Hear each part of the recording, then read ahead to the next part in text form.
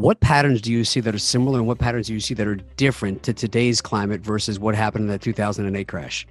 As investors, we are now playing short-term games against much more powerful adversaries. Like if I'm trying to trade the market today, I'm competing against effectively a ChatGPT level, if not more powerful set of players. And I just don't think most people can compete against that. So then you say, well, where do you go? And I think you get off of the places where technology gives others an unfair advantage. I think real estate is a great place to be. You know, the Warren Buffett, Charlie Munger, Berkshire Hathaway model will continue to exist, which is over long periods of time. I think investors can still take advantage of, compound interest and the time value of money. Definitely right now, I'm taking a long-term view. History has taught us that real estate's been really forgiving over time. So I think that long ball is going to play a lot of people right. As an entrepreneur, that is like the cardinal rule, staying in the game. Most entrepreneurs, it's usually not the first idea, right? It might not even be the second idea, the third idea. But at some point, if you continue on, if you compound those experiences, you compound the information, you compound the progress, over time, you will reach, some level of mastery. I don't know what's going to happen in the next, 30, 60, 90 days.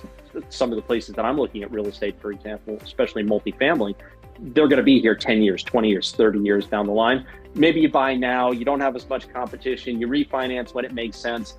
That feels practical to me. The closer to that proverbial sun you play, the more risk you're taking. And I prefer to take lower risk, bigger plays. Is there anything you see that sticks out from the Alex Hormozis of the world that you've worked with that I can already tell is like one of the common characteristics of some of the most successful people you've worked with? Speed of execution. So if you have these mile-long to-do lists, I encourage you to shorten your execution cycle. Like, okay, today it's 2:30. I need to do these 3 things before the end of the day.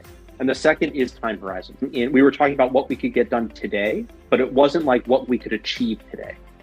It was all behavioral driven, not outcome driven. And if you're outcome driven, you're going to lose because I'll win because I won't stop the behaviors, which is the same reason why if you try something and it doesn't work, I just know I'm going to keep doing what I'm doing, and wherever it takes me, I feel pretty confident that if I stick to the day-to-day, I'll win the game.